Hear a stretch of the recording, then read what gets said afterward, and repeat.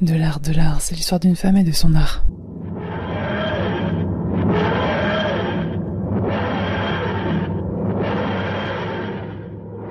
Nom de Zeus! Bonjour, aujourd'hui je vous propose une virée à deux, tous les deux sur les chemins, en Italie. On sera bien. Artemisia Gentileschi. Elle est née le 8 juillet 1593 à Rome. Elle est l'aînée de la famille d'Orazio Gentileschi, qui a eu 6 enfants. Lui-même était peintre, il avait des apprentis qu'Artemisia a rejoints à 11 ans. Toutefois, alors que les autres devaient moudre des pigments, fabriquer des pinceaux, etc., son père l'a très vite pris sous son aile, il a remarqué son talent pour les portraits et les nus.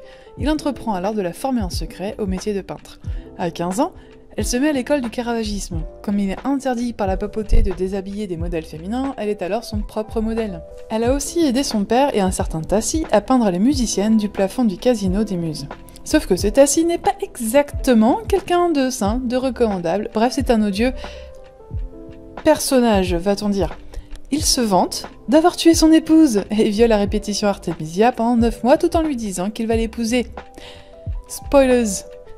Il n'a jamais tué son épouse, en fait elle est bien vivante, donc il n'avait jamais eu l'intention d'épouser Artemisia. Le père d'Artemisia, justement, Orazio, porte l'affaire devant la justice pour stupro violente, soit défloration par la force.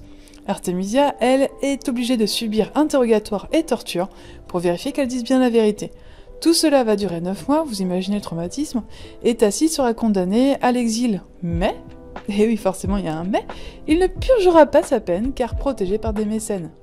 Donc quand vous voyez le tableau d'Holoferne et Judith peint par Artemisia Gentileschi, et vous remarquerez qu'en fait le visage de Judith c'est celui d'Artemisia, et le visage d'Holoferne c'est celui de Tassi. Voilà, donc concrètement, sur le tableau, Artemisia est en train de décapiter Tassi.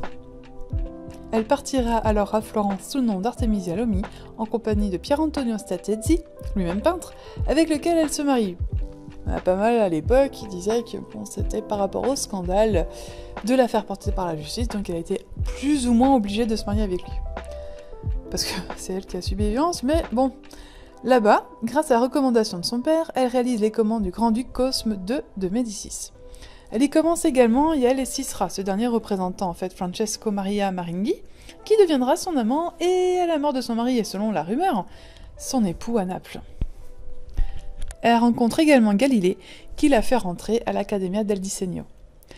Suite à des soucis financiers et à ses multiples retards dans ses commandes, Artemisia fuit Florence pour retourner à Rome où elle est plutôt très mal accueillie par son père et son frère. Selon la rumeur, ils la battent. Elle se met à peindre frénétiquement, puis est repérée par le pape Grégoire XV. Elle reçoit des commandes des cardinaux et des princes, Cléopâtre et Danaé en particulier, on se demande pourquoi, mais aussi des commandes de portraits de la part de l'aristocratie romaine. À partir de 1630, elle est protégée par le cavalier Cassiano dal Pozzo, un conseiller du pape Urbain VIII. Elle a alors un succès hors des frontières de l'Italie, ce qui lui permet de vivre confortablement avec sa fille Palmira et 2 serviteurs. Ensuite, elle part pour Naples, sur invitation du duc d'Alcala. Elle peindra des panneaux de dévotion pour la cathédrale des Pozzuoli. Elle crée en même temps un atelier afin de pouvoir honorer toutes les commandes et former les plus jeunes, notamment Bernardo Cavallino. Ensuite, elle est invitée par le roi Charles Ier d'Angleterre à rejoindre son père Orazio à Greenwich, pour finir les peintures de la Queen's House.